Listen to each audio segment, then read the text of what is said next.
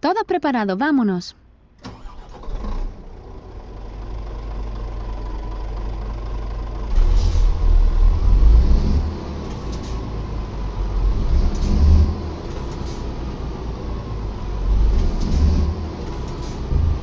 Gira a la izquierda.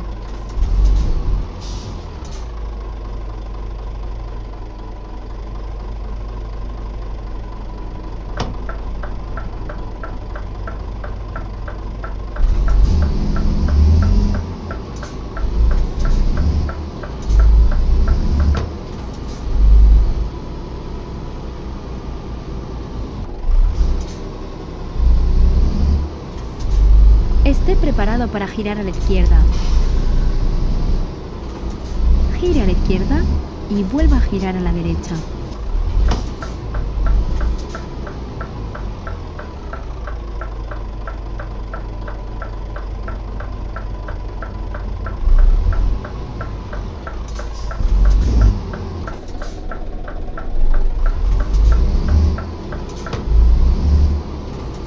Gira a la derecha. Ya hemos llegado.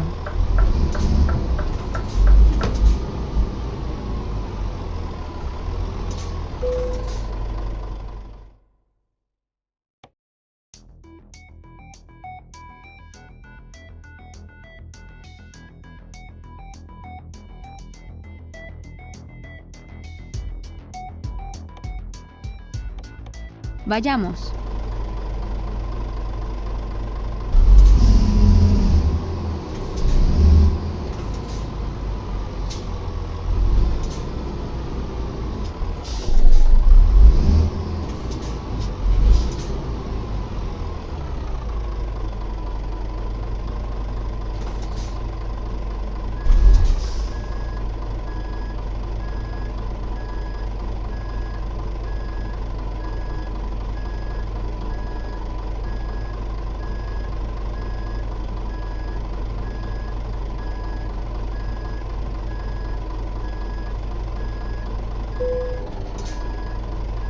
Disfruta del viaje.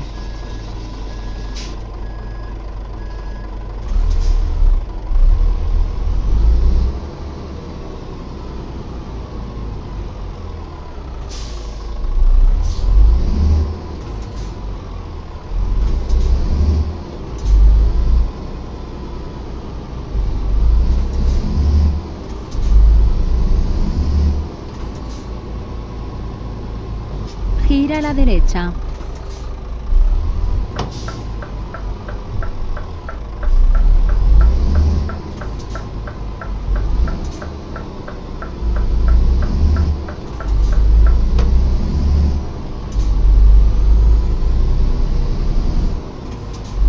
Esté preparado para girar a la izquierda.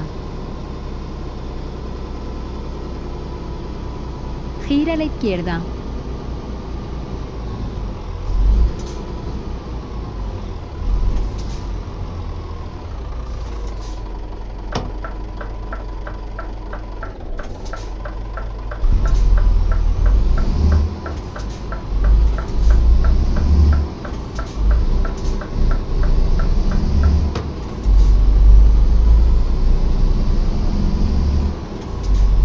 Esté preparado para girar a la izquierda. Gira a la izquierda.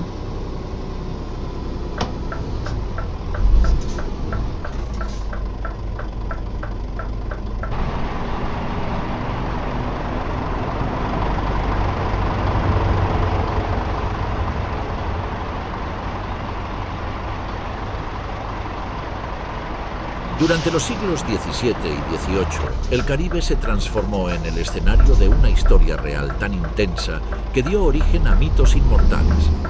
La era de los verdaderos piratas del Caribe.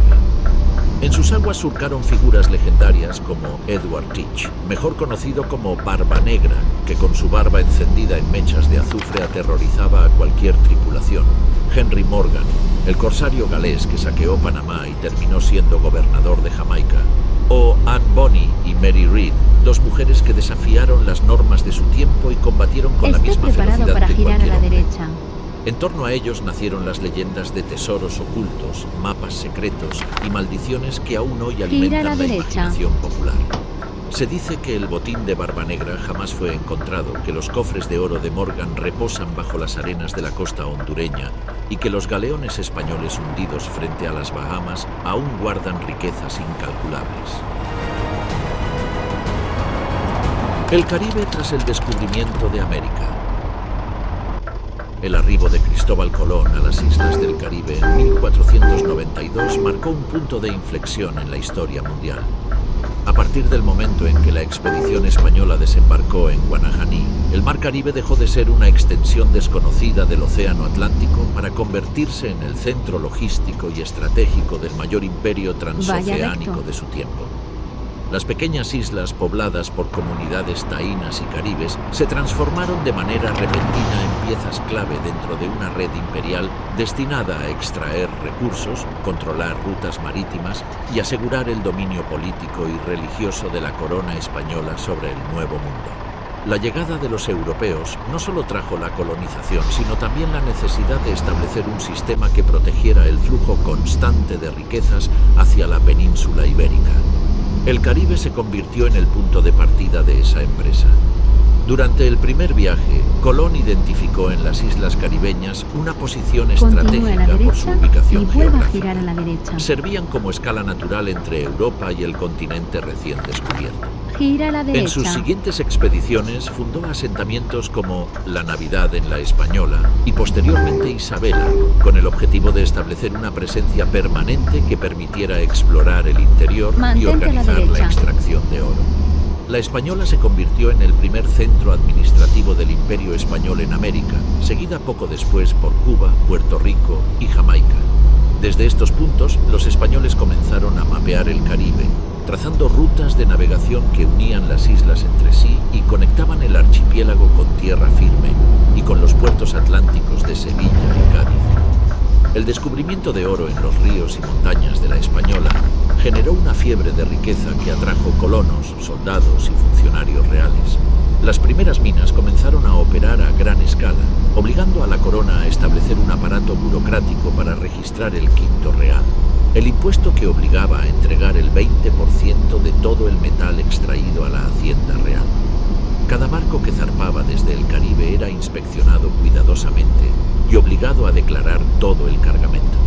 Sin embargo, la codicia de los colonos y funcionarios provocó el nacimiento de redes paralelas de contrabando, en las que parte del oro era escondido y enviado en rutas clandestinas. Estas actividades ilegales llamaron la atención de marinos franceses e ingleses, quienes comprendieron que el control del mar significaba el control de la riqueza. El Océano Caribe comenzó a llenarse de embarcaciones españolas que transportaban oro y provisiones entre las islas. Las primeras ciudades coloniales, como Santo Domingo y San Juan, se convirtieron en puertos desde donde zarpaban los navíos hacia la península. Estas ciudades pronto fueron fortificadas con murallas y cañones, ya que los rumores de incursiones enemigas comenzaron a circular pocos años después del descubrimiento. Francia, que no aceptaba las concesiones territoriales otorgadas por el Papa Alejandro VI a favor de España y Portugal, envió a marinos bretones a explorar el Caribe, oficialmente para comerciar, pero en la práctica para interceptar cargamentos de oro y esclavos indígenas. El establecimiento del sistema de flotas a comienzos del siglo XVI fue una respuesta directa a estas amenazas. España organizó sus rutas marítimas de manera rigurosa. Cada año, en fechas determinadas, una flota completa salía del puerto de Sevilla, cruzaba el Atlántico en convoy y se dispersaba en distintas direcciones al llegar al Caribe. De regreso, los barcos se agrupaban en La Habana para atravesar juntos el océano, protegidos por naves de guerra. Esta medida era necesaria, ya que las tormentas tropicales podían dispersar a los barcos y los ataques enemigos se habían hecho cada vez más frecuentes. El Mar Caribe había dejado de ser un espacio libre y se había convertido en un corredor controlado por el poder militar español. El creciente flujo de riquezas transformó la percepción del Caribe dentro de Europa. Los informes enviados a Madrid hablaban de minas de oro, plantaciones de azúcar, ganado y esclavos africanos que eran traídos masivamente para reemplazar a la población indígena, devastada por las enfermedades y el trabajo forzado. Cada barco que llegaba a España con oro o plata reforzaba el poder del Imperio español, pero también aumentaba el resentimiento de otras potencias. Inglaterra, que atravesaba un período de consolidación monárquica bajo Enrique VIII y luego Isabel I, comenzó a observar con inquietud cómo su rival continental se enriquecía sin oposición. La rivalidad religiosa entre católicos y protestantes se trasladó al mar y el Caribe se convirtió en el escenario principal de esa lucha por la supremacía. Las rutas comerciales españolas atravesaban zonas de aguas poco profundas, islas inhabitadas y estrechos difíciles de navegar, lo que obligaba a los galeones a seguir trayectorias previsibles. Esto dio a los enemigos una ventaja. Bastaba conocer los vientos y las corrientes para interceptar a las flotas en su camino de regreso a Europa. Francia inició los primeros ataques organizados contra barcos españoles en la década de 1520, mientras que Inglaterra comenzó a financiar expediciones privadas a mediados del siglo XVI. El Caribe pasó a ser un mar vigilado por enemigos invisibles, donde los barcos debían navegar en formación cerrada y bajo alerta constante. Las crónicas españolas de la época relatan enfrentamientos en aguas cercanas a Cuba, Puerto Rico y las Islas Bahamas, donde los atacantes desaparecían después de apoderarse del botín. El crecimiento del contrabando también debilitó el monopolio español. Colonos españoles comenzaron a comerciar clandestinamente con franceses e ingleses, entregando ganado, cueros y azúcar a cambio de productos europeos más baratos que los enviados desde Sevilla. Esto no solo minó la autoridad imperial, sino que permitió a las potencias rivales establecer redes de inteligencia dentro del Caribe. Cada puerto español se convirtió en un punto de observación para los enemigos que estudiaban sus defensas, sus rutas y sus tiempos de salida. El Mar Caribe, que al inicio del siglo XVI era un mar casi exclusivo de España, se transformó rápidamente en un espacio multilateral donde convergían comerciantes legales, corsarios ilegales, colonos desesperados y reinos en competencia directa por la supremacía oceánica. Con la expansión hacia el continente, especialmente tras el descubrimiento de México por Hernán Cortés en 1519 y del Perú por Francisco Pizarro en 1537-1532, el Caribe se consolidó como el punto de conexión entre las riquezas continentales y los puertos de Europa. Todo debía pasar por ese mar. Las rutas desde Veracruz, Cartagena de Indias e incluso Portobelo convergían en La Habana, formando una arteria vital para el imperio. Pero esa misma previsibilidad transformó al Caribe en el escenario predilecto para la aparición de una nueva clase de enemigo que no luchaba por la gloria de una nación, sino por la captura directa del oro que corría entre las olas del Atlántico occidental. Nace la piratería. Los primeros ataques al imperio español a comienzos del siglo XVI, mientras el Imperio Español consolidaba su dominio sobre el Caribe y establecía las primeras ciudades permanentes en la Española, Cuba y Puerto Rico, comenzaron a surgir informes alarmantes sobre naves extranjeras que merodeaban las rutas marítimas. Las primeras menciones oficiales de ataques piráticos datan de 1523, cuando embarcaciones procedentes de Francia fueron avistadas cerca de las costas de las Antillas, interceptando galeones cargados de oro procedente de las minas caribeñas. Estos hombres, carentes de uniforme y actuando sin autorización legal, atacaban con rapidez y desaparecían entre las aguas sin dejar rastro. No respondían a ninguna autoridad más que a su propia ambición. España denominó a estos agresores luteranos no solo por su origen francés, sino por representar un desafío herético al orden católico y monárquico que pretendía imponer en el Nuevo Mundo. Los piratas franceses, particularmente aquellos procedentes de Normandía y Bretaña, fueron los primeros enemigos marítimos sistemáticos contra el monopolio español. Aprovechaban el conocimiento de los vientos alisios y se colocaban estratégicamente en los accesos naturales al Caribe, esperando el paso de las naves que regresaban hacia Sevilla. Las crónicas coloniales relatan cómo pequeñas embarcaciones, llamadas pinazas y filibotes, se abalanzaban contra los barcos españoles más rezagados de la flota, obligándolos a rendirse bajo amenaza de muerte. A diferencia de los legítimos corsarios, estos piratas no portaban patente alguna y eran, por lo tanto, considerados enemigos de toda nación. Sin embargo, sus ataques coincidían con los intereses políticos de Francia, que no solo toleraba su existencia, sino que en algunos casos los abastecía de armas y provisiones. Uno de los primeros ataques documentados ocurrió frente a la isla de San Juan en 1528, cuando un grupo de piratas franceses capturó un navío cargado con oro destinado a la corona. El botín fue trasladado a puertos clandestinos en la costa atlántica de Francia, donde se vendió ilegalmente en los mercados locales. Este hecho alarmó a la Casa de Contratación en Sevilla, que advirtió al rey Carlos I sobre la creciente amenaza en el Atlántico. La respuesta fue inmediata. España ordenó la construcción de navíos de guerra más veloces, la fortificación de La Habana y la implementación del sistema de convoyes. Pero estas medidas no lograron disuadir a los piratas, que no necesitaban enfrentarse a flotas completas para obtener ganancias, sino atacar objetivos aislados, moviéndose siempre en las sombras. El auge de la piratería se vio favorecido por el debilitamiento temporal de la presencia española en el Caribe. Muchas de sus naves fueron destinadas a apoyar las campañas continentales de Carlos V contra Francia y el Sacro Imperio Romano Germánico. Esto dejó desprotegidas las rutas comerciales de las Antillas, que se convirtieron en el blanco predilecto de los piratas. La captura de embarcaciones no era su único objetivo. Algunos piratas comenzaron a desembarcar en puertos y ciudades costeras, saqueando almacenes y tomando prisioneros. Las aldeas indígenas y los asentamientos españoles fueron atacados en La Española y Cuba, generando una sensación de inseguridad constante entre los colonos.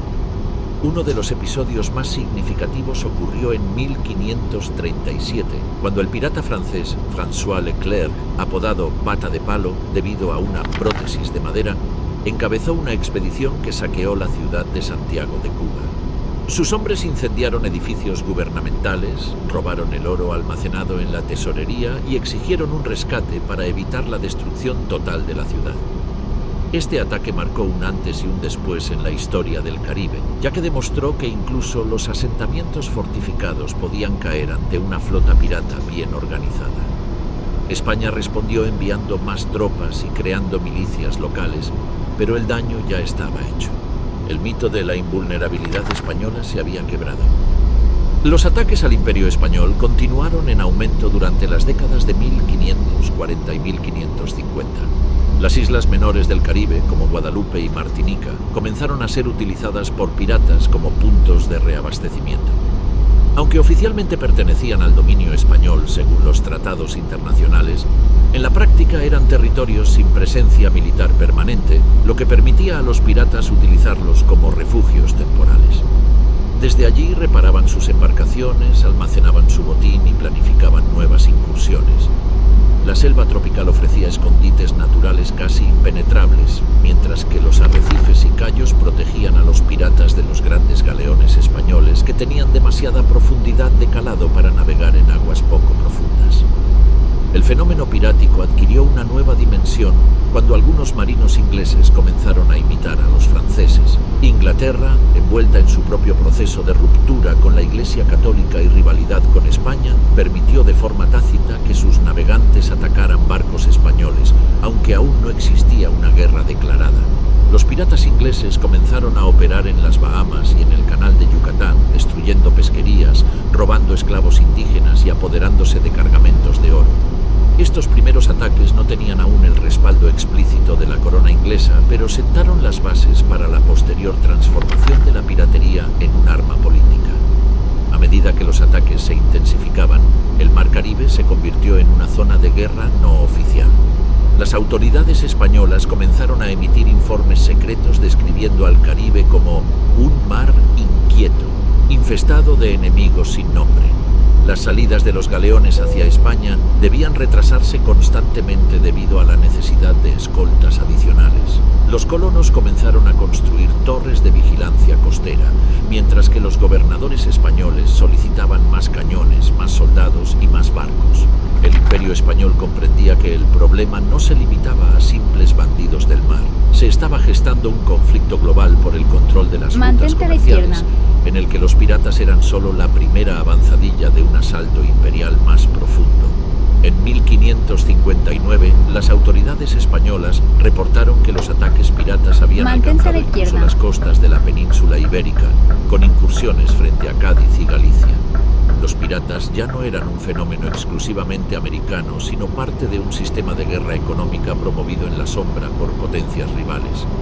Los primeros piratas del Caribe habían nacido, no como figuras legendarias ni como rebeldes románticos, sino como agentes del caos geopolítico dispuestos a saquear los tesoros del imperio más poderoso del mundo antes de que llegaran a puerto seguro. El surgimiento de los corsarios con patente real. El tránsito del siglo XVI hacia el XVII marcó un giro decisivo en la historia del Caribe.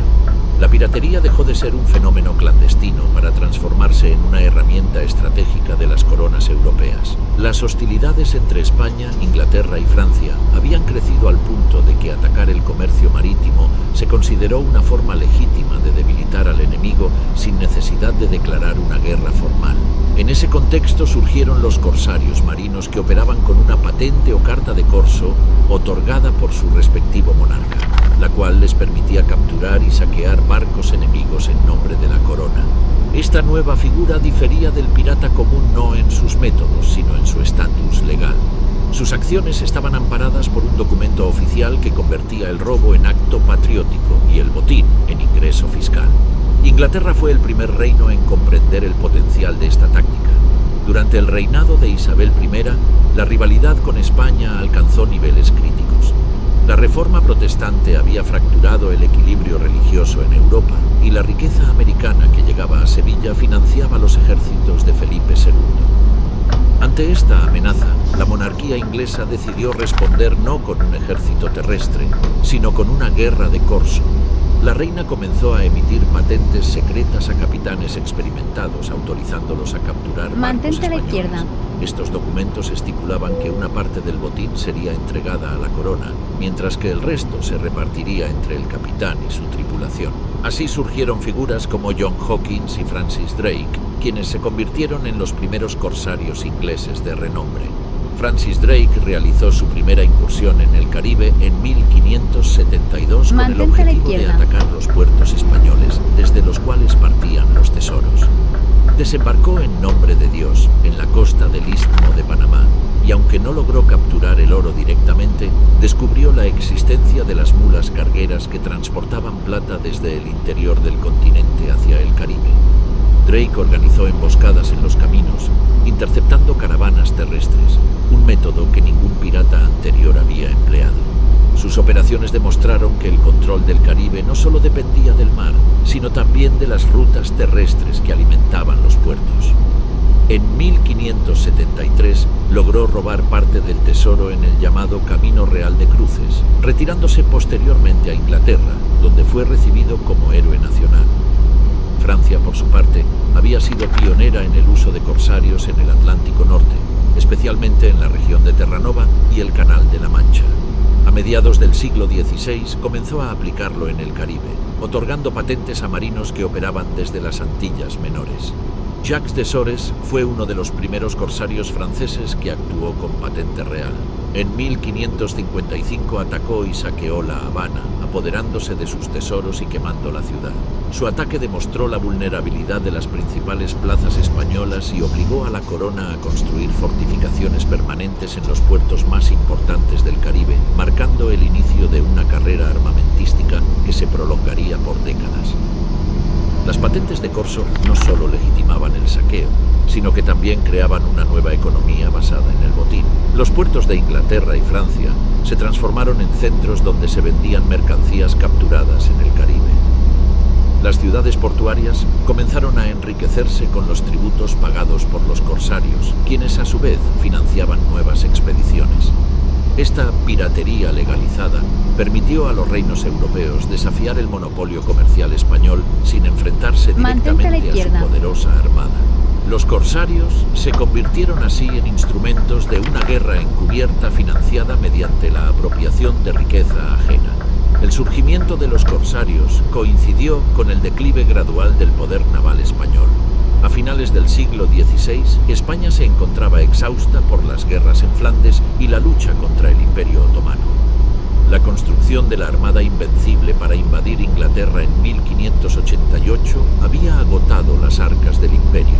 Al fallar la invasión, muchos de los barcos españoles fueron destruidos o dispersados. La pérdida de la Armada Invencible marcó un punto de inflexión en el control marítimo del Atlántico.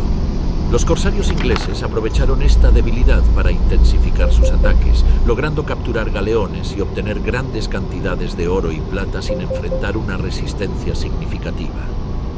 En el Caribe, el corso dio lugar a una nueva organización social en el mar.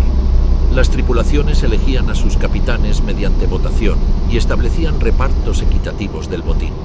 Aunque luchaban en nombre de reyes y reinas, su vida cotidiana se regía por normas internas basadas en la igualdad relativa entre los miembros de la tripulación.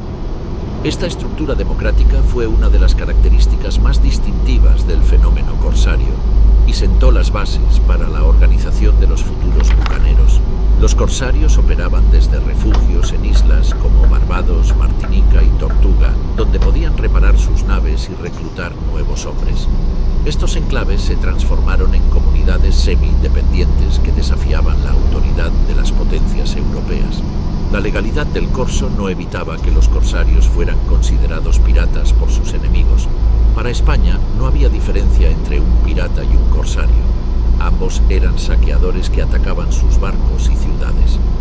El gobierno español emitió órdenes de captura contra figuras como Francis Drake y Jacques de Sores, declarando que si eran apresados, debían ser ejecutados como criminales. Sin embargo, las coronas europeas continuaron apoyándolos, otorgándoles refugio y protección legal en sus puertos. La piratería se transformó así en un conflicto geopolítico en el que cada ataque formaba parte de una estrategia mayor para debilitar la hegemonía española. La expansión del corso atrajo a marinos de todas las clases sociales, nobles arruinados, campesinos sin tierra, artesanos, esclavos fugitivos y aventureros sin patria. Se unieron a las tripulaciones corsarias con la esperanza de obtener riquezas que no podrían alcanzar por otros medios. Las expediciones fueron haciéndose más audaces, atacando no solo barcos aislados, sino también puertos fortificados. En 1586, Francis Drake lideró un ataque contra Santo Domingo y Cartagena de Indias, capturando ambas ciudades temporalmente y exigiendo rescates en oro y plata para evitar su destrucción. Estos golpes demostraron que ni siquiera los centros más importantes del poder colonial español estaban a salvo. El surgimiento del corso no fue un fenómeno marginal, sino el resultado directo de un nuevo orden mundial en el que el océano se había convertido en el principal campo de batalla económico. Las potencias europeas comprendieron que dominar el mar significaba dominar el comercio y que dominar el comercio significaba controlar el futuro político del mundo. Bajo ese entendimiento, los corsarios se convirtieron en herramientas estratégicas, financiadas por monarcas y protegidas por leyes nacionales, que transformaron al Caribe en el escenario más disputado del planeta en el siglo XVII. El declive español y el vacío de poder en el Caribe. A comienzos del siglo XVII, el Imperio español enfrentaba un desgaste estructural que debilitó su presencia en el Caribe. Las guerras constantes en Europa contra Inglaterra, Francia y los Países Bajos agotaron los recursos financieros de la corona, que se vio obligada a declarar varias bancarrotas a lo largo del siglo. Las vastas riquezas provenientes de América ya no bastaban para sostener la maquinaria militar del imperio, y gran parte del oro y la plata enviados desde el Nuevo Mundo era utilizado de inmediato para pagar deudas con banqueros extranjeros. Las defensas marítimas comenzaron a deteriorarse, los barcos envejecían sin ser reemplazados y las guarniciones coloniales carecían de soldados suficientes. Este debilitamiento militar se reflejó directamente en el Caribe, donde las rutas comerciales españolas se volvieron vulnerables a los ataques extranjeros. Mientras España perdía poder, Inglaterra, Francia y los Países Bajos consolidaban su fuerza naval y su ambición colonial. Inglaterra había superado la amenaza de la Armada Invencible en 1588 y emergía como la nueva potencia marítima del Atlántico. Francia, tras los conflictos religiosos internos, unificó su reino bajo Enrique IV y estableció una política expansionista basada en el comercio transoceánico. Los Países Bajos, recién independizados de España, se convirtieron en un centro financiero y naval de primer orden, con una flota mercante que superaba en número a la española. Estas potencias observaron que el Caribe era el punto débil del imperio hispano un lugar estratégico donde se concentraba la riqueza sin la protección adecuada. La pérdida de control territorial fue progresiva.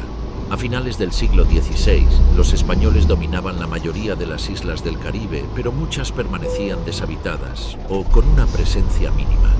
La corona había priorizado la conquista del continente, especialmente México y Perú, descuidando las pequeñas islas antillanas. Esto permitió que colonos ingleses, franceses y holandeses se establecieran en islas como Barbados, San Cristóbal, Guadalupe y Martinica, fundando plantaciones y puertos fortificados. Los españoles no contaban con los medios para desalojar a estos ocupantes extranjeros, lo que significó una pérdida gradual del control del Caribe. La economía del imperio también entró en crisis. La plata americana provocó una inflación descontrolada en Europa, reduciendo el valor del metal y elevando los precios de los bienes. Mientras tanto, el contrabando se propagó a lo largo de todo el Caribe. Los colonos españoles comenzaron a comerciar clandestinamente con ingleses y franceses, obteniendo productos manufacturados a menor precio que los enviados desde Sevilla. Este comercio ilegal debilitó todavía más la autoridad española, pues redujo los ingresos de la Hacienda Real y permitió a las potencias rivales establecer redes económicas dentro de los territorios españoles. El Caribe se convirtió en un tablero de poder disputado por múltiples actores. A medida que la presencia española disminuía, los corsarios comenzaron a ocupar el espacio marítimo con mayor libertad. Las islas deshabitadas ofrecían refugios naturales, donde se reparaban barcos, se almacenaba el botín y se organizaban nuevas expediciones. Islas como Tortuga, situada al norte de la Española, se transformaron en bases piratas bajo control de marinos franceses que operaban sin órdenes directas del rey, pero con la tácita aprobación de las autoridades coloniales francesas. Los ingleses hicieron lo mismo en las Bahamas, mientras que los holandeses utilizaron Curazao y Aruba como centros de contrabando. El deterioro de la Armada española fue un factor determinante. A lo largo de la primera mitad del siglo XVII, España perdió numerosas embarcaciones por tormentas, ataques enemigos y naufragios. La falta de recursos impidió su reemplazo. Las flotas de Indias seguían zarpando hacia el Caribe para recoger las riquezas del continente, pero cada vez contaban con menos escoltas. Los piratas, conscientes de esta debilidad, comenzaron a interceptar los barcos en puntos estratégicos como el Canal de Bahama y el Paso de los Vientos. La previsibilidad de las rutas y la disminución de la protección naval hicieron del Caribe un escenario ideal para el saqueo sistemático. El declive político del imperio se hizo evidente tras la muerte de Felipe II en 1598. Sus sucesores carecieron de la misma visión estratégica y no fueron capaces de mantener el control sobre los vastos dominios coloniales. La Guerra de los 30 Años, que comenzó en 1618, consumió los recursos restantes de la monarquía, que se vio obligada a retirar tropas del Caribe para destinarlas a los frentes europeos. Esta redistribución dejó puertos caribeños con guarniciones mínimas, lo que permitió a los enemigos ocupar enclaves clave sin resistencia significativa. La creación de compañías comerciales privadas por parte de Inglaterra y los Países Bajos formalizó la expansión colonial y convirtió el saqueo de las riquezas españolas en una empresa de Estado. El debilitamiento español no solo se reflejó en el mar, sino también en tierra firme. Las ciudades coloniales comenzaron a sufrir escasez de alimentos, armas y municiones. El envío de refuerzos desde la península se volvió esporádico y muchas defensas costeras quedaron abandonadas. En 1628, el corsario neerlandés Piet Hein capturó la flota de plata española en la bahía de Matanzas, Cuba, apoderándose de todo el tesoro que se dirigía a Sevilla. Este golpe devastador demostró al mundo que el imperio ya no podía garantizar la seguridad de sus rutas marítimas. El oro del Caribe, en lugar de enriquecer a España, comenzó a financiar a sus enemigos. La reacción española fue limitada. Aunque intentó reforzar las fortificaciones de puertos clave como Cartagena de Indias, San Juan de Puerto Rico y La Habana, carecía de los medios para proteger todas las islas. Muchas quedaron abandonadas o con una presencia simbólica. El Caribe dejó de ser un mar exclusivamente español para convertirse en un territorio compartido entre múltiples potencias. La debilidad del imperio abrió un vacío de poder que fue llenado rápidamente por piratas, corsarios y colonos extranjeros que establecieron nuevas formas de gobierno basadas en la ley del mar y el reparto del botín. El declive español no significó un retiro inmediato, sino una transición gradual hacia un nuevo orden en el que Inglaterra, Francia y los Países Bajos disputarían el control del comercio atlántico. El Caribe se transformó en el escenario central de esta rivalidad imperial, un espacio donde el oro, la plata y el azúcar circulaban junto a cañones y banderas extranjeras, mientras los piratas emergían como los beneficiarios directos del colapso del monopolio marítimo español. El nacimiento de los bucaneros y filibusteros. A mediados del siglo XVII surgió en el Caribe una nueva clase de hombres libres, ajenos a cualquier imperio, que vivían al margen de la ley en islas olvidadas por las potencias europeas. Eran los bucaneros, cuyo origen se remonta a los cazadores franceses que se asentaron en la parte occidental de la Española y en la isla de Tortuga. El término bucanero proviene del francés boucan, que hacía referencia a una técnica indígena de ahumar carne sobre parrillas de madera. Estos hombres, en su mayoría fugitivos, soldados desertores y aventureros sin tierra, cazaban ganado salvaje y vendían carne curada a los barcos que cruzaban el Caribe. Aunque al principio su actividad era comercial, su aislamiento y constante enfrentamiento con las autoridades españolas los empujó hacia la piratería. España consideraba ilegales sus asentamientos y en repetidas ocasiones envió tropas para expulsarlos. Cada intento de expulsión fortalecía la resistencia bucanera y consolidaba su identidad como enemigos del imperio. Los bucaneros establecieron su base principal en la isla de Tortuga, situada al noroeste de la Española. La isla ofrecía una defensa natural con acantilados escarpados y bahías profundas donde los barcos podían esconderse. Allí formaron comunidades autogobernadas en las que no existía nobleza ni jerarquía social. Las decisiones se tomaban colectivamente y la riqueza se distribuía equitativamente tras cada expedición. Mantente a la izquierda. Este modelo social, sin precedentes en el mundo colonial, atrajo a marinos ingleses y neerlandeses que también habían sido expulsados por los españoles. Tortuga se convirtió en el primer centro pirata del Caribe, un lugar donde hombres de diferentes nacionalidades convivían bajo un mismo código: atacar el poder español y repartirse el botín sin intervención de ningún rey. Con el tiempo, los bucaneros abandonaron la caza terrestre y se adentraron en el mar. Transformaron embarcaciones pequeñas en naves rápidas, capaces de navegar por aguas poco profundas y escapar de los galeones españoles. Estas embarcaciones, llamadas balandras y pinazas, podían moverse con gran agilidad entre los cayos y arrecifes del Caribe. Los bucaneros comenzaron a interceptar barcos mercantes, capturando cargamentos de azúcar, tabaco, cuero y, ocasionalmente, plata y oro. Al carecer de puerto oficial donde vender su botín, establecían acuerdos secretos con comerciantes franceses e ingleses que acudían a las costas de Tortuga a intercambiar armas y pólvora por mercancías robadas.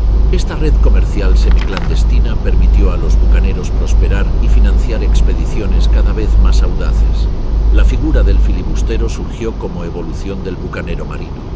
A diferencia del bucanero, que podía combinar la caza con la piratería, el filibustero era exclusivamente un pirata naval.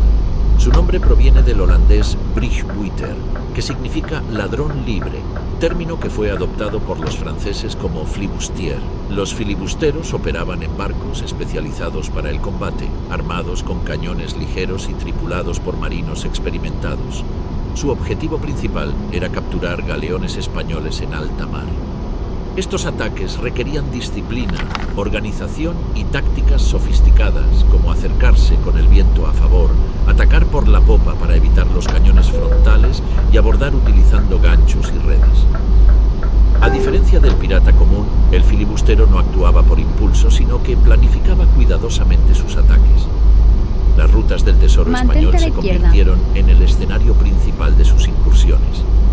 Desde las bocas del Orinoco hasta el canal de Yucatán, los filibusteros establecían puntos de observación para detectar el paso de los galeones. Utilizaban vigías apostados en lo alto de colinas o árboles, quienes encendían señales de fuego cuando avistaban velas españolas. De esta manera, los barcos filibusteros podían interceptar a sus objetivos antes de que alcanzaran los puertos fortificados. En algunos casos, los filibusteros no atacaban directamente en el mar, sino que desembarcaban en la costa y tomaban las ciudades desde tierra firme. Uno de los primeros ataques de este tipo fue el saqueo de la ciudad de Campeche, en la península de Yucatán, llevado a cabo por filibusteros franceses en 1633. El crecimiento de las actividades bucaneras atrajo la atención de Inglaterra y Francia, que vieron en ellos un instrumento útil para debilitar a España. Ambos reinos comenzaron a otorgar patentes de corso a estos marinos independientes, convirtiéndolos en corsarios bajo protección real. Sin embargo, los bucaneros mantuvieron su estilo de vida autónomo, aceptando la patente solo cuando les convenía. Esta ambigüedad les permitió moverse entre la legalidad y la ilegalidad, actuando a veces como corsarios oficiales y otras como piratas sin bandera. Las autoridades coloniales españolas se enfrentaron a un enemigo difícil de combatir, pues un día operaba con autorización real y Las repúblicas piratas se convirtieron en un fenómeno único en la historia colonial. Eran comunidades sin nobleza ni propiedad privada, donde cada miembro de la tripulación tenía derecho al voto y al botín. La igualdad relativa que existía a bordo de los barcos contrastaba con la rígida sociedad estamental europea. Los capitanes eran elegidos democráticamente y podían ser destituidos si perdían la confianza de la tripulación. Estas normas fomentaban la lealtad entre los piratas y aumentaban la eficacia de sus acciones. La vida en el mar estaba regida por códigos estrictos que prohibían el robo entre compañeros, establecían compensaciones económicas por heridas y castigaban severamente la cobardía en combate. El auge de Port Royal y Nassau, paraísos sin ley. A mediados del siglo XVII, el Caribe entró en una nueva era dominada por dos nombres que se convirtieron en sinónimo de abundancia, pecado y poder: Port Royal y Nassau. Mientras España intentaba mantener su tambaleante dominio, Inglaterra y Francia consolidaban su presencia en las Antillas, alentando a los corsarios y bucaneros que, tras décadas de asaltos, necesitaban un lugar donde comerciar, reparar sus barcos y gastar sus fortunas. Esos lugares surgieron en islas que antes habían sido secundarias, pero que ahora se transformaron en los verdaderos corazones de la piratería. Port Royal, en Jamaica, y Nassau, en las Bahamas, se convirtieron en repúblicas sin ley donde la moral y la autoridad se diluían entre el ron, el oro y el estruendo de los cañones. Cuando Inglaterra arrebató Jamaica a España en 1655, el mar Caribe cambió de dueño. La conquista, dirigida por el almirante William Penn y el general Robert Venables, formaba parte de la llamada Western Design, el ambicioso plan de Oliver Cromwell para socavar el poder español en el Nuevo Mundo. Al descubrir que Jamaica ofrecía bahías profundas, abundante madera y una posición estratégica entre las rutas del tesoro, los ingleses la transformaron en su base principal de operaciones. En el extremo sur de la isla, sobre una lengua de arena que dividía la laguna del mar abierto, se levantó un puerto llamado Port Royal. Lo que comenzó como un asentamiento militar se convirtió, en cuestión de años, en la ciudad más rica del hemisferio occidental. Port Royal creció al ritmo del contrabando y la piratería. Los gobernadores ingleses comprendieron rápidamente que la mejor defensa contra España era permitir que los corsarios atacaran sus flotas. A cambio de un impuesto sobre el botín, los piratas recibían refugio, reparaciones y mercados donde vender su saqueo. La ciudad se llenó de tabernas, almacenes y burdeles, y su población, de apenas unos centenares de habitantes en la década de 1660, superó los 6.000 apenas 20 años después. La proporción de hombres por mujeres era de 10-1, y el sonido de los martillos en los astilleros se mezclaba con los gritos de los jugadores de dados y los pregones de los vendedores de ron. Cada día atracaban navíos procedentes de Tortuga, Barbados, Martinica o las Bahamas, trayendo mercancías robadas y marineros en busca de aventura. Las tabernas eran el centro de la vida portuaria. Allí se pactaban alianzas, se dividían botines y se contrataban tripulaciones. Los nombres de Henry Morgan, Christopher Minks y Edward Mansvelt comenzaron a resonar entre el humo y las copas. Morgan, de origen galés, llegó a Port Royal como corsario con patente inglesa y rápidamente ascendió hasta convertirse en su figura más influyente. Bajo su mando, los corsarios de Jamaica emprendieron campañas espectaculares contra los puertos españoles de Centroamérica. Portobelo, Maracaibo y Panamá fueron saqueados entre 1668 y 1671. Cada expedición enriquecía a la ciudad, que se transformó en un emporio donde el oro español era cambiado por bienes europeos. Los comerciantes londinenses comenzaron a financiar indirectamente las incursiones, conscientes de que Port Royal ofrecía beneficios más rápidos que cualquier colonia agrícola. La riqueza transformó el paisaje. En la década de 1670, Port Royal contaba con calles empedradas, almacenes de ladrillo, iglesias anglicanas y mansiones de 2 pisos que miraban al mar. El puerto podía albergar más de 200 embarcaciones y su mercado de esclavos se convirtió en uno de los más activos del Caribe. Sin embargo, la prosperidad tenía un precio. La ciudad era conocida por su corrupción y desenfreno. Los cronistas ingleses la describían como la Sodoma del Nuevo Mundo. Los gobernadores toleraban el vicio porque alimentaba la economía. Los impuestos sobre el ron y los burdeles financiaban las fortificaciones y la administración colonial. Cada taberna tenía su propio notario improvisado que registraba contratos de tripulación y reparto de botín, lo que convertía a la anarquía en sistema. El poder de Port Royal se basaba en una red comercial compleja. Los piratas traían a la ciudad cargamentos de oro, plata, cacao, azúcar y telas, mientras que los mercaderes europeos les vendían pólvora, armas, velas, cuerdas y provisiones. Todo lo que España intentaba monopolizar pasaba por Port Royal.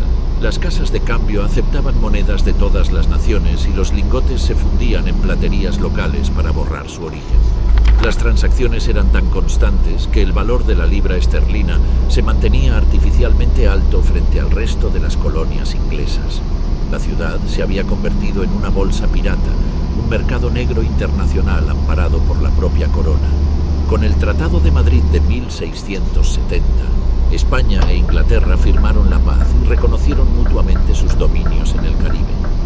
Pero en Port Royal nadie obedeció las órdenes de detener los ataques. Los corsarios simplemente cambiaron sus objetivos. Algunos comenzaron a saquear barcos franceses y holandeses, mientras otros continuaron atacando a los españoles alegando represalias por viejas ofensas. El gobernador Thomas Modiford fingía desconocer estas expediciones, aunque él mismo invertía en ellas. En la práctica, Port Royal funcionaba como una ciudad-estado autónoma, con leyes propias y una economía basada en el saqueo. Las autoridades inglesas en Londres se beneficiaban indirectamente de sus riquezas y ninguno de sus funcionarios deseaba intervenir en un sistema tan rentable. La vida cotidiana en Port Royal oscilaba entre la abundancia y la violencia. Los marineros desembarcaban con bolsillos llenos de oro y los vaciaban en una sola noche. Las peleas en las tabernas eran constantes y los duelos a espada se resolvían en medio de la calle. Los jueces locales, sobornados o intimidados, rara vez dictaban sentencias. Los bucaneros retirados abrían negocios o compraban casas, mezclándose con comerciantes y oficiales. Se hablaban al menos 5 idiomas y las iglesias competían con los burdeles en número y afluencia. Port Royal era el espejo del mundo pirata, caótica, cosmopolita y extraordinariamente rica. Mientras tanto, en el norte del Caribe, otro puerto comenzaba a seguir un camino similar. Nassau, en la isla de Nueva Providencia, perteneciente al archipiélago de las Bahamas, era un enclave modesto fundado por los ingleses en 1656. Su bahía protegida y su proximidad a las rutas del estrecho de Florida la convertían en un punto estratégico para vigilar las flotas españolas que zarpaban de La Habana. Durante décadas, Nassau fue poco más que un puerto de pesca, pero a finales del siglo XVII empezó a atraer a piratas y desertores que huían de la competencia en Port Royal. Cuando Jamaica comenzó a imponer controles más severos sobre la piratería, Nassau se transformó en su sucesora natural. El puerto de Nassau ofrecía lo que Port Royal ya no podía garantizar: libertad total. No existía un gobernador fuerte ni una guarnición permanente. Los piratas desembarcaban y reparaban sus naves sin pagar impuestos, intercambiando mercancías directamente con los comerciantes. comerciantes locales. El pequeño poblado se fue poblando de cabañas, tabernas y almacenes improvisados. Los corsarios lo llamaban el refugio de los hermanos del mar. A diferencia de Port Royal, donde el oro circulaba en monedas, en Nassau la economía se basaba en el trueque. Ron por municiones, telas por azúcar, armas por esclavos. Esta informalidad atrajo a tripulaciones mixtas procedentes de toda Europa y de África, creando una comunidad pirata multirracial y multilingüe que no reconocía ninguna bandera. Los informes enviados desde La Habana y Cartagena advertían que Nassau se estaba convirtiendo en un foco de corrupción y peligro. Los piratas utilizaban la isla como base para atacar tanto a barcos españoles como franceses e ingleses, sin distinción. Los botines eran vendidos a mercaderes de Boston, Charleston y Providence, quienes a su vez los revendían en Europa. La ruta del contrabando se había institucionalizado. En apenas 2 décadas, las Bahamas pasaron de ser un conjunto de islas olvidadas a un centro neurálgico del comercio ilegal atlántico. Los piratas no solo dominaban el mar, controlaban la economía y la información. Cada barco que zarpaba desde Nassau llevaba noticias de las flotas, de los movimientos militares y de las riquezas que viajaban hacia España. El auge simultáneo de Port Royal y Nassau representó el punto culminante de la influencia pirata en el Caribe. Ninguna otra región del mundo concentró tanta riqueza proveniente del saqueo en tan poco tiempo. Desde ambas ciudades se coordinaban ataques, se repartían botines y se definían alianzas entre capitanes. Las tripulaciones se mezclaban y los códigos piratas se unificaron, estableciendo normas sobre disciplina, compensaciones y reparto de ganancias que influirían en todas las bandas del Atlántico. En las tabernas se discutía sobre rutas, sobre barcos enemigos y sobre la conveniencia de aceptar o no las nuevas patentes de corso ofrecidas por los gobernadores. El Mar Caribe, por primera vez, tenía un doble corazón pirata latiendo entre Jamaica y las Bahamas. En los años finales del siglo XVII, Port Royal era conocida como la ciudad más rica y más malvada del mundo. Sus muelles estaban repletos de navíos y sus calles rebosaban de oro. Nassau, por su parte, se preparaba para recibir a una nueva generación de piratas que pronto convertirían sus arenas en refugio y su bahía en territorio libre. El Caribe había alcanzado el punto más alto de su anarquía marítima y los imperios europeos observaban, impotentes, cómo sus propias colonias se transformaban en reinos de libertad y violencia bajo la bandera negra del botín. El código pirata y la vida en el mar. Con el auge de Port Royal y Nassau, la piratería caribeña alcanzó tal magnitud que ya no podía sostenerse únicamente como una actividad individual o espontánea. Los capitanes necesitaban mantener el orden, evitar motines y garantizar que cada hombre recibiera una parte justa del botín. De esa necesidad surgió el Código Pirata, también llamado Artículos de Acuerdo, un conjunto de normas redactadas y firmadas por toda la tripulación antes de emprender un viaje. Este código no provenía de ninguna ley europea ni de mandato real. A la derecha. Era creado por los propios piratas y tenía fuerza vinculante a bordo. Quien lo violaba enfrentaba castigos que iban desde la pérdida de su parte del botín hasta la muerte. El código variaba de barco en barco, pero casi todos contenían disposiciones sobre el reparto del botín. El capitán recibía entre 1 y 2 porciones completas, el contramaestre 1,5, y el resto de los hombres una parte igual. Los cirujanos, artesanos y pilotos podían recibir fracciones adicionales debido a su importancia técnica. El objetivo era evitar desigualdades extremas como las que existían en las marinas regulares de Inglaterra o España, donde los marineros recibían salarios miserables mientras los oficiales se enriquecían. Entre los piratas, el reparto equitativo fomentaba la lealtad, ya que cada tripulante sabía que luchaba por una recompensa tangible. Otra cláusula fundamental del código se refería a la elección del capitán. A diferencia de las marinas estatales, donde los oficiales eran designados por la corona o por título nobiliario, en un barco pirata el capitán era elegido por voto mayoritario. Su autoridad en combate era absoluta, pero fuera de él debía someterse a la voluntad de la tripulación. Si un capitán mostraba cobardía, era acusado de favoritismo o demostraba incapacidad estratégica, podía ser destituido en cualquier momento. La democracia a bordo era estricta y directa.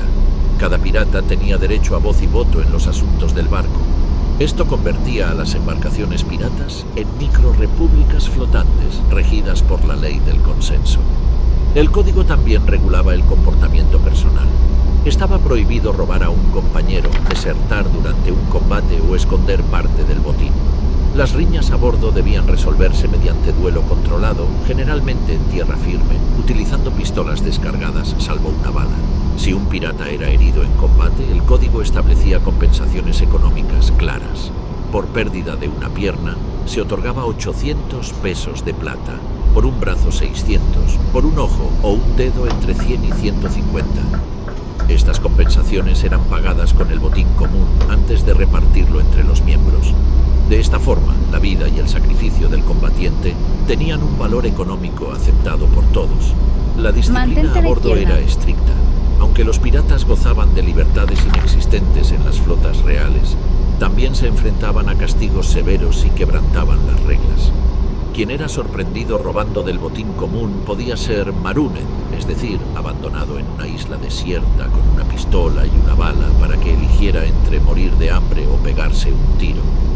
Otros castigos incluían el latigazo, la pérdida de raciones o la reducción de la parte asignada en el reparto. Estas medidas no buscaban humillar, sino preservar la supervivencia del grupo en un entorno hostil donde la traición podía significar el fin de todos. La vida a bordo estaba marcada por la rutina y el peligro. Los días comenzaban con el izado de la bandera negra o roja, según la misión. Cada hombre tenía un puesto asignado: vigía en el palo mayor, artillero en la cubierta de cañones, carpintero en la bodega, cocinero en la popa. Las guardias se organizaban en turnos de 4 horas y el castigo por quedarse dormido era perder la parte del botín del próximo ataque. El alimento consistía en carne salada, galletas duras infestadas de gorgojos, agua racionada y ron mezclado con limón para prevenir el escorbuto. Las enfermedades eran comunes, especialmente infecciones dentales, fiebres tropicales y heridas mal curadas. El cirujano, si lo había, era uno de los hombres más respetados, pues de su pericia dependía la vida de la tripulación. El ocio también tenía reglas. Los juegos de azar estaban permitidos siempre que no se utilizara oro del botín. Los piratas podían apostar ropa, tabaco o ron. La música era habitual, con tambores, violines y gaitas que acompañaban los cantos marineros. Los muertos eran arrojados al mar envueltos en una vela, a veces con un último trago de ron derramado en su nombre. A pesar de su reputación feroz, los piratas mantenían rituales colectivos que reforzaban el sentido de hermandad. Muchos barcos incluían en su código un juramento de lealtad mutua, comprometiéndose a rescatar a un compañero capturado y a vengar su muerte. El código pirata también regulaba la relación con los prisioneros. Si un barco enemigo se rendía sin luchar, la tripulación era generalmente perdonada y puesta en tierra. Pero si ofrecía resistencia, los piratas podían ejecutar a los oficiales o lanzarlos por la borda. El código establecía que la crueldad gratuita era innecesaria porque generaba resistencia en futuros objetivos. El objetivo principal era capturar el botín, no aterrorizar por placer. Sin embargo, algunos capitanes hicieron del terror una estrategia psicológica, como Barba Negra, quien colocaba mechas encendidas bajo su sombrero para crear una imagen demoníaca y lograba rendiciones sin disparar un solo tiro. Para muchos hombres, la vida pirata era preferible a la servidumbre en los barcos estatales.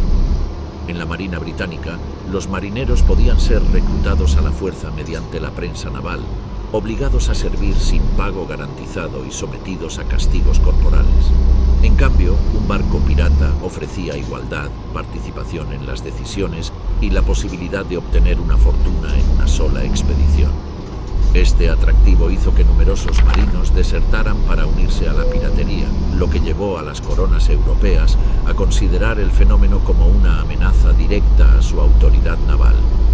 La adopción del Código Pirata permitió que tripulaciones formadas por hombres de diversas nacionalidades, lenguas y religiones funcionaran como unidades militares altamente coordinadas.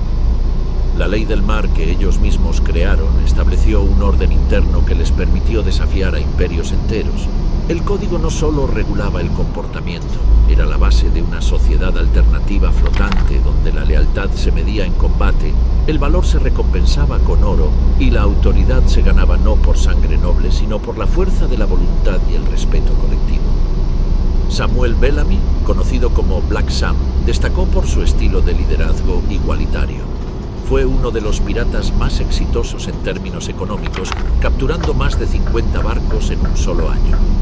A diferencia de otros capitanes, trataba a sus prisioneros con respeto, lo que le valió el apodo de El Príncipe de los Piratas. Su barco, el Wydad Galley, se convirtió en símbolo de la riqueza pirata tras capturar un enorme cargamento de oro y esclavos en 1717. Bellamy murió poco después en un naufragio frente a las costas de Massachusetts, pero su legado persistió como ejemplo de la transición de la piratería desde el Caribe hacia el Atlántico Norte.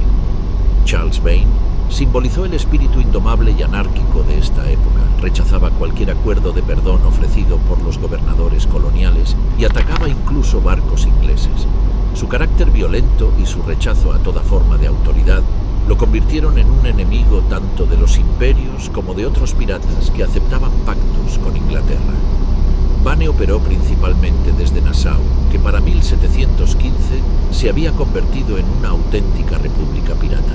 La ciudad funcionaba sin gobernador formal, gobernada de facto por una hermandad de capitanes que compartían botines, emitían sus propios reglamentos y decidían colectivamente sus objetivos.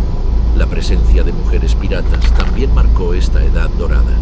Anne Bonny y Mary Read se unieron a la tripulación de Calico Jack Rackham, operando en el Caribe central y asaltando barcos mercantes con igual ferocidad que sus compañeros masculinos. Bonny, nacida en Irlanda, había escapado de un matrimonio concertado y se refugió en Nassau, donde conoció a Rackham. Mary Read, criada disfrazada de hombre para acceder a la herencia de su hermano fallecido, se unió a los piratas tras servir en ejércitos europeos. Ambas mujeres combatieron encubierta durante los abordajes y participaron activamente en el reparto del botín, desafiando las normas de género de su tiempo. Su presencia estaba legitimada por el código pirata, que valoraba la fuerza y la lealtad por encima del origen o el sexo. El corazón de la Edad Dorada no se limitaba a figuras individuales, sino a una estructura naval pirata que dominaba grandes extensiones marítimas. Desde Nassau se controlaban los accesos al estrecho de Florida, paso obligado de la flota española. Desde Port Royal se vigilaban las rutas hacia Centroamérica y el Golfo de México. Los piratas empleaban tácticas de emboscada, ocultando sus barcos en bahías y detrás de arrecifes. Utilizaban señales de fuego para comunicarse entre islas y mantenían espías en puertos coloniales para conocer los movimientos de las flotas. La piratería se convirtió en un sistema logístico coordinado, capaz de desafiar a los imperios con precisión y eficacia. La expansión del comercio de esclavos y la economía del azúcar aumentaron el tráfico marítimo, brindando más objetivos para los piratas. Los barcos negreros, cargados de bienes europeos en su viaje de ida y de esclavos africanos en su regreso, eran presas fáciles. Los piratas liberaban a muchos esclavos, ofreciéndoles un lugar en sus tripulaciones a cambio de libertad. Esto dio lugar a comunidades piratas multirraciales, donde hombres de Europa, África y América compartían el mismo código de leyes. En algunos barcos, más de la mitad de la tripulación estaba compuesta por esclavos fugitivos. La Edad Dorada de la piratería alcanzó su apogeo entre 1715 y 1720, cuando se calcula que más de 2000 piratas operaban en el Caribe, el Atlántico Norte y la costa africana. Sus símbolos se hicieron omnipresentes: la bandera negra con calavera y tibias cruzadas, conocida como Jolly Roger, ondeaba como declaración de guerra total. La piratería dejó de ser una actividad clandestina para convertirse en una amenaza internacional que alteraba el equilibrio económico de los imperios europeos. Londres, París y Madrid comenzaron a reconocer que los piratas ya no eran simples delincuentes, sino una forma alternativa de poder naval capaz de bloquear rutas comerciales, capturar riquezas imperiales y desafiar la autoridad de los reyes en alta mar. Fue en ese momento, cuando los piratas dominaban el Caribe con total impunidad, que las potencias decidieron pasar de la tolerancia a la persecución activa, marcando el inicio de una ofensiva que cambiaría para siempre el destino del Mar Caribe. La Edad Dorada de la piratería. La segunda mitad del siglo XVII abrió un periodo sin precedentes en la historia del Caribe. La Edad Dorada de la piratería. Fue una época en la que el mar dejó de pertenecer a los imperios y pasó, por un breve momento, a estar dominado por hombres sin bandera. Los nombres de Henry Morgan, Barba Negra, Charles Vane, Samuel Bellamy, Calico Jack, Anne Bonny y Mary Read se convirtieron en símbolos de poder naval alternativo, ajeno a las jerarquías europeas. Sus barcos, rápidos y armados con cañones ligeros, interceptaban galeones españoles, holandeses e ingleses por igual. Mientras los imperios agotaban sus recursos en guerras continentales, los piratas aprovechaban el vacío de poder para construir una red transnacional que controló las rutas principales del comercio atlántico entre 1650 y 1730. Henry Morgan fue una de las figuras más temidas del inicio de esta era. Desde su base en Port Royal, lideró expediciones contra Panamá, Maracaibo y Portobelo, ciudades clave del Imperio Español en tierra firme. Cada ataque incrementaba su fortuna y prestigio, atrayendo a cientos de hombres a su servicio. Su saqueo de Panamá en 1671, ejecutado con una flota de bucaneros de múltiples nacionalidades, demostró que los piratas podían asaltar no solo barcos, sino ciudades enteras. El botín obtenido fue tan grande que el precio del oro en Port Royal colapsó temporalmente por exceso de oferta. Morgan fue arrestado y llevado a Londres para ser juzgado, pero lejos de ser condenado, fue nombrado caballero y posteriormente gobernador de Jamaica, un ejemplo del uso pragmático que Inglaterra hacía de la piratería como instrumento geopolítico. Tras Morgan, surgió una generación distinta, menos vinculada a los reinos europeos y más inclinada a vivir fuera de cualquier ley. Entre ellos destacó Edward Teach, conocido como Barba Negra. Su imponente figura, envuelta en mechas encendidas, se convirtió en leyenda en 1717, cuando capturó el barco francés La Concorde y lo transformó en su navío insignia, rebautizándolo como Queen Anne's Revenge. Con más de 40 cañones, era uno de los barcos piratas más poderosos jamás construidos. Barba Negra no buscaba tanto el enfrentamiento directo como el terror psicológico. Se colocaba mechas humeantes bajo su sombrero para crear la imagen de un demonio surgido del infierno. Su presencia bastaba para que muchas tripulaciones se rindieran sin disparar un solo tiro. Operó principalmente en las Bahamas y la costa atlántica de Norteamérica, imponiendo bloqueos y cobrando peajes a los barcos mercantes. Continúe a la derecha. Las grandes y batallas y vuelva a salir a la saqueos derecha. históricos. La mencionada edad dorada de la piratería alcanzó su máxima expresión Salga a la a derecha. través de una serie de batallas y saqueos que sacudieron los cimientos del poder colonial en el Caribe. Las ciudades Esté preparado costeras, para girar a la antaño derecha. seguras bajo el estandarte del Imperio Español, se convirtieron en escenarios de asaltos violentos dirigidos por capitanes que buscaban no solo el botín, Gira a la sino el derecha. control estratégico de puertos y rutas marítimas. Estos ataques no eran actos de vandalismo improvisado. Muchas veces involucraban flotas enteras, alianzas entre piratas de distintas nacionalidades y una logística militar que rivalizaba con la de los propios ejércitos imperiales. La primera gran ofensiva que marcó el inicio de esta era fue el asalto a Portobelo en 1668, dirigido por Henry Morgan. Portobelo, ubicado en la costa panameña, era uno de los principales centros de almacenamiento de plata proveniente del Virreinato del Perú. Para tomar la ciudad, Esté Morgan preparado reunió a para cerca girar de a la 500 derecha. bucaneros y navegó desde Port Royal, Jamaica.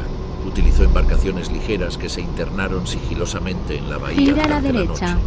Las defensas españolas, confiadas en la fortaleza natural del puerto, fueron rápidamente superadas. Morgan capturó la ciudad y exigió un rescate de 100.000 pesos para evitar su destrucción. Durante días, los piratas saquearon iglesias, almacenes y casas de comerciantes. Este ataque demostró que incluso las plazas más fortificadas del imperio podían caer ante una fuerza pirata organizada. 3 años después, Morgan dirigió su ofensiva más audaz: el saqueo de la ciudad de Panamá en 1671. Con más de 1.200 hombres, cruzó el istmo desde la costa caribeña, enfrentándose a tropas españolas en el camino. La batalla culminó con la toma de la ciudad, que fue incendiada durante el enfrentamiento. El botín incluyó oro, plata, perlas y mercancías exóticas provenientes del Pacífico. La magnitud del ataque conmocionó a Europa. Panamá era considerada la joya del imperio en tierra firme y su caída marcó el apogeo de los bucaneros como fuerza militar. El incendio de la ciudad obligó a las autoridades españolas a trasladar la capital a un nuevo emplazamiento, Panamá la Nueva, más alejado de la Continúe a costa. la derecha y Otro siga de a la los derecha. saqueos más significativos ocurrió en Maracaibo y Gibraltar, en el lago de Maracaibo, en 1669. Morgan y sus hombres se enfrentaron a una flotilla española Mantente que a la intentó derecha. bloquear su salida del lago. Utilizando barcos incendiarios y tácticas de engaño, los piratas destruyeron los navíos españoles uno por uno. Las crónicas relatan que los cañones de los bucaneros disparaban metralla hecha con clavos, cadenas y trozos de metal, causando estragos entre las tripulaciones enemigas. Morgan escapó con un botín considerable y su nombre se convirtió en símbolo de invencibilidad en el Caribe. No solo España sufrió estos ataques. En 1683, el pirata francés Lawrence de Graaf lideró el saqueo de Veracruz, el principal puerto del virreinato de Nueva España. Con una flotilla de 5 barcos, engañó a las defensas españolas haciéndose pasar por una flota mercante. Una vez dentro del puerto, lanzó un ataque repentino y capturó la ciudad en pocas horas. Los habitantes fueron tomados como rehenes mientras los piratas vaciaban los almacenes reales. Este ataque, en el corazón del Golfo de México, evidenció que los piratas podían actuar con precisión quirúrgica incluso en territorios densamente protegidos. Otro momento clave fue la batalla de Ocracoke en 1718, donde el legendario Barba Negra encontró su final. Tras bloquear el puerto de Charleston y capturar varios barcos, Barba Negra fue perseguido por una flotilla enviada por el gobernador de Virginia. La batalla final se libró cuerpo a cuerpo sobre la cubierta del Queen Anne's Revenge. Barba Negra recibió múltiples disparos y heridas de espada antes de caer. Su muerte marcó un punto de inflexión simbólico. Los gobiernos coloniales estaban comenzando a tomar medidas directas para eliminar la amenaza pirata. La ciudad de Nassau, en las Bahamas, también fue escenario de enfrentamientos decisivos. A comienzos del siglo XVIII, Nassau se había convertido en una república pirata donde hombres como Charles Vane, Calico Jack y Benjamin Hornigold controlaban la bahía sin interferencia estatal. En 1718, el capitán Woodes Rogers fue enviado por Inglaterra como gobernador real con la misión de restaurar el orden. Rogers ofreció perdón a los piratas que se rindieran voluntariamente, pero Vane rechazó la oferta y lideró una resistencia armada. Nassau fue sitiada y, tras varios enfrentamientos, los piratas comenzaron a huir hacia el norte de Florida y el Océano Índico, marcando el inicio del declive de este refugio pirata. Entre los enfrentamientos entre piratas destaca el conflicto entre Charles Vane y Samuel Bellamy. Ambos competían por el control de Nassau y por la captura de los barcos más lucrativos. Vane, más agresivo y reacio a aceptar autoridades, fue finalmente depuesto por su tripulación, que eligió a Bellamy como nuevo capitán. Este episodio demuestra cómo incluso en el mundo pirata existían luchas internas por el poder y cómo la democracia a bordo podía cambiar el rumbo de una embarcación entera. Las batallas no se limitaban a las ciudades Mantente y a la flotas izquierda. principales. En el Caribe, pequeños puertos como Campeche, Trujillo y St. Augustine fueron saqueados repetidamente. Los piratas empleaban tácticas de terror para provocar rendiciones rápidas. Ondeaban la bandera roja, señal de que no habría piedad, o la negra, señal de que se ofrecería una oportunidad de rendición. Estas banderas, cargadas de simbolismo, eran armas psicológicas que causaban pánico entre las tripulaciones enemigas. Los saqueos históricos no solo generaron riqueza, sino que alteraron la geopolítica del Caribe. España se vio obligada a militarizar sus rutas marítimas, construir fortalezas y reorganizar sus flotas. Francia e Inglaterra comenzaron a reconsiderar su apoyo tácito a los piratas, conscientes de que ya no eran herramientas de guerra, sino amenazas para su propio comercio. El Caribe vivía un momento de máxima tensión, donde cada puerto, cada isla y cada estrecho podía convertirse en escenario de una nueva invasión pirata en cualquier momento del año. Las potencias europeas contra los piratas. A comienzos del siglo XVIII, las potencias europeas pasaron de la tolerancia hacia la piratería a la persecución activa. Lo que durante décadas había sido un instrumento de guerra económica contra España, se había convertido ahora en un problema estratégico para todos los imperios. Inglaterra, Francia y los Países Bajos habían consolidado sus colonias en el Caribe, estableciendo plantaciones de azúcar, tabaco y añil que dependían de un comercio marítimo estable. Los mismos piratas que antes atacaban galeones españoles comenzaron a interceptar barcos ingleses y franceses, afectando directamente a las economías que los habían alimentado. En 1713, el Tratado de Utrecht puso fin a la Guerra de Sucesión Española. Continúe Por a la primera vez, derecha y Inglaterra vuelva a salir obtuvo a el la derecho derecha. oficial de comerciar legalmente en el Caribe español mediante el asiento de negros, controlando el Salga a la comercio de derecha. esclavos en América. La piratería ya no era útil, interfería con un comercio lícito que generaba enormes beneficios.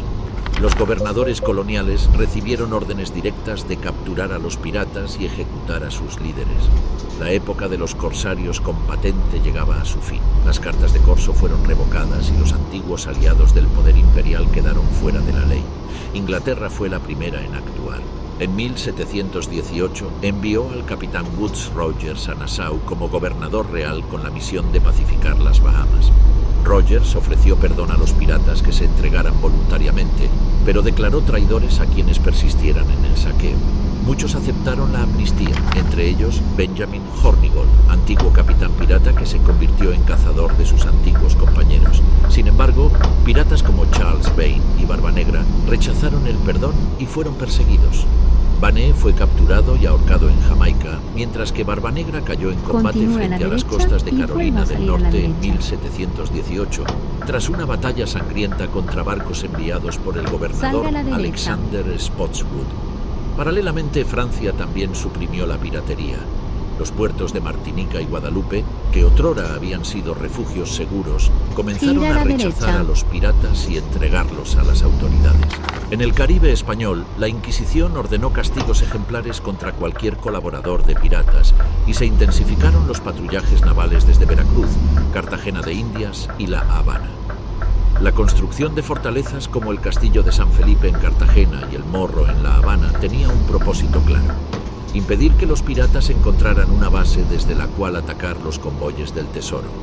Los juicios En la y rotonda, coja ejecuciones la segunda públicas se salida. convirtieron en un espectáculo destinado a disuadir a posibles reclutas. Las horcas se alzaron en Port Royal, Charleston y Boston. Los cuerpos de los piratas eran exhibidos en jaulas de hierro a lo largo de las costas como advertencia. Las antiguas repúblicas piratas fueron disueltas. Nassau pasó a convertirse en base naval Salga inglesa. ahora. Jamaica fue transformada en centro comercial del Imperio Británico. Las rutas marítimas comenzaron a ser escoltadas permanentemente.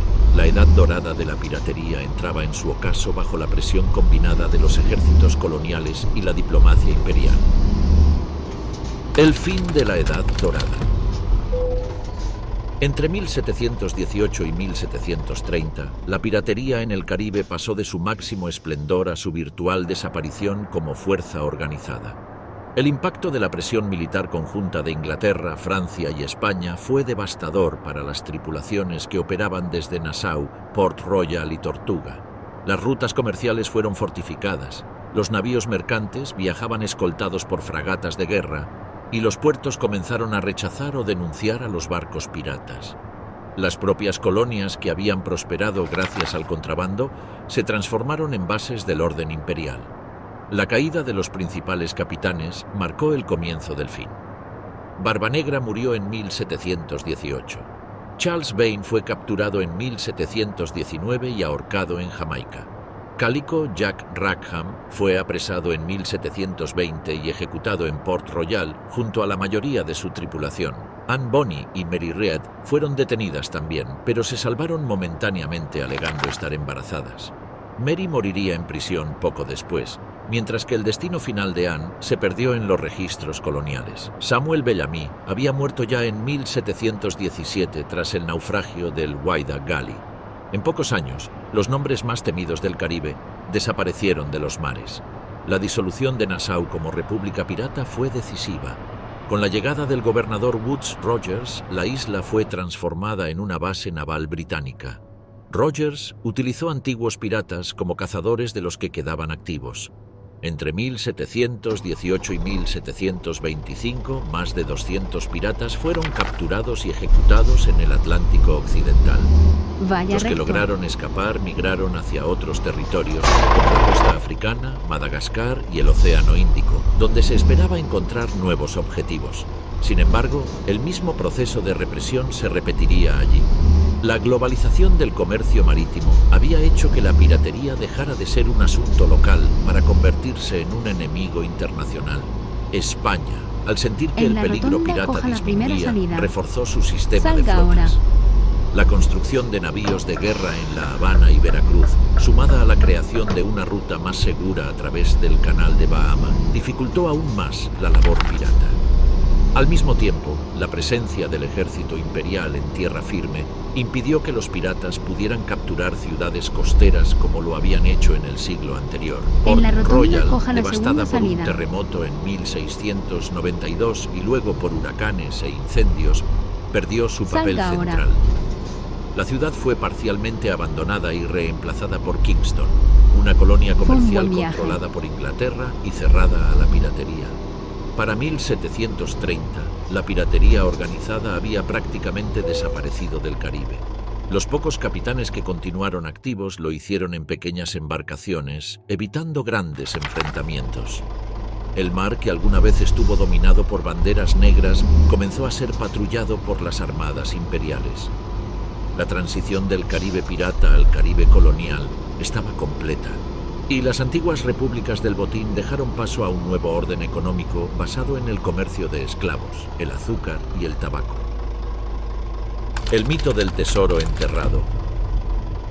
Con el colapso de la piratería en el Caribe y la ejecución o desaparición de sus principales figuras, comenzó a surgir un nuevo fenómeno que trascendía los hechos históricos: el nacimiento del mito pirata. Aunque los bucaneros y corsarios habían operado bajo reglas estrictas y rara vez enterraban sus riquezas, la imaginación popular transformó la realidad en leyenda. Crónicas exageradas, relatos de marinos y panfletos impresos en Londres y Ámsterdam comenzaron a afirmar que muchos piratas, antes de ser capturados, ocultaron sus tesoros en islas desiertas, cuevas marinas y playas remotas del Caribe.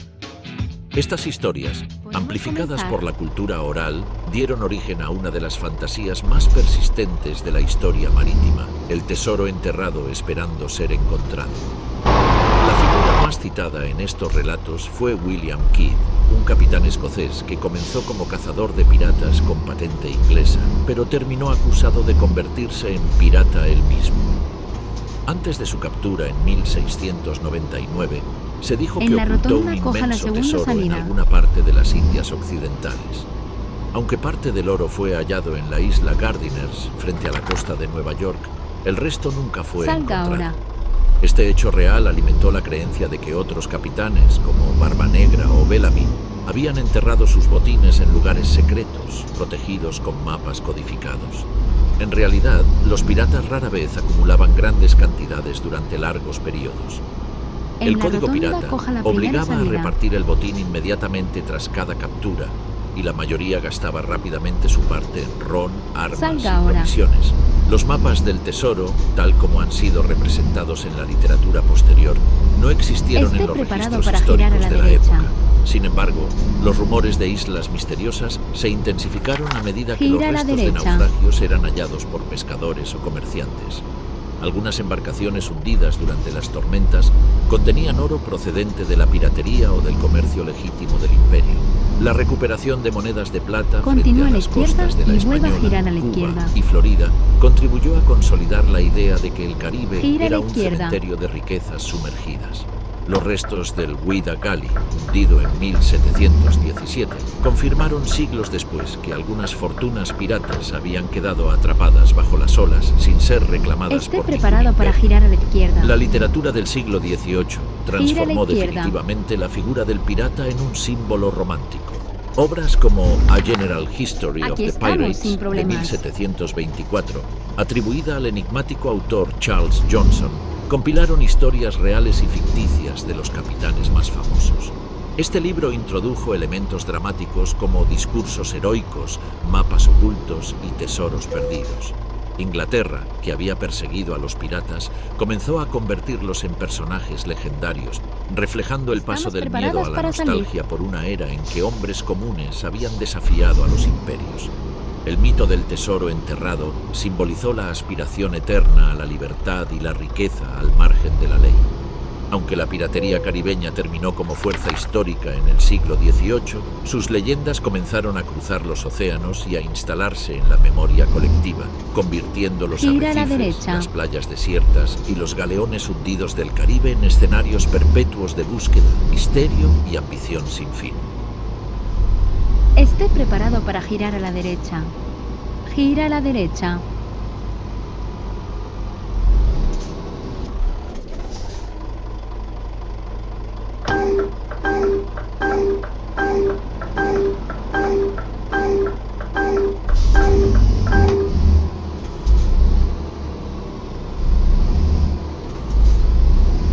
Esté preparado para girar a la derecha. Gira a la derecha.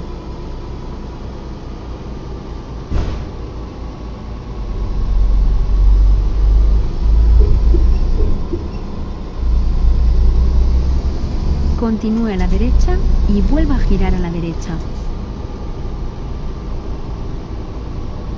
Gira a la derecha.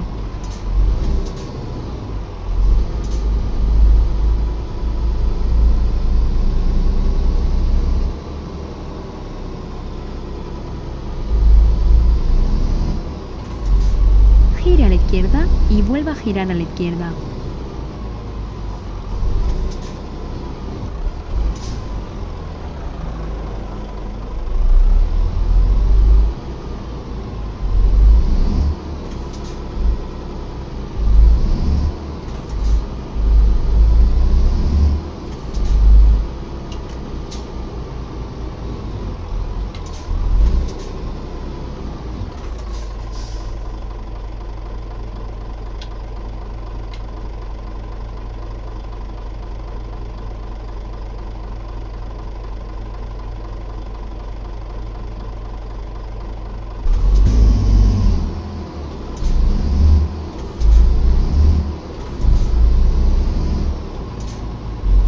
Reencaminamiento.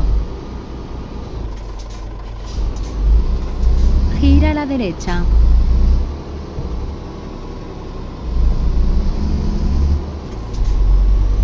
No importa, encontraré una nueva ruta.